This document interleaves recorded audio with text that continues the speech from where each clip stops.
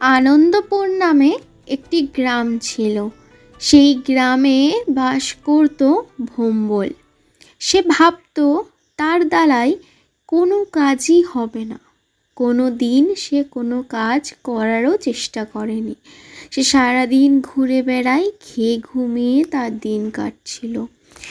একদিন, বাবা, এবার তো কিছু কাজ কর, আমি আর কদিন তোকে দেখবো, আমার তো বয়স হয়েছে, এবার তুই নিজে উপার্জন কর। তুমি তো জানো আমি কোনো কাজ করতে পারি না, আমার ভালো লাগে না কোনো কাজ করতে, আমি কোনো কাজই করতে পারবো না। দেখ বাবা, তুই তো কোনোদিন কোনো কাজ করার কোনো চেষ্টাই করিসনি। আগে কাজ কর, চেষ্টা তো কর, নিশ্চয়ই তুই পারবি। আজ থেকে বাড়িতে তোর জন্য কোনো খাবার নাই। কাজ যেদিন করবি, যেদিন তুই উপার্জন করে আনবি, সেদিন তোর জন্য বাড়িতে খাবার থাকবে। আজ থেকে তুই বাড়ি থেকে বেরিয়ে যা, আজ থেকে তুই বাড়িতেও থাকবি না। যেদিন উপার্জন করে আনবি সেদিন তুই এ বাড়িতে থাকবি, তোর জন্য খাবারও থাকবে। ভোম্বল মনের দুঃখে বাড়ি থেকে বেরিয়ে এসে পুকুর ঘাটে বসলো। ভাবতে থাকলো, মা একবারও বুঝলো না আমি কোনো কাজ করতেই পারি না।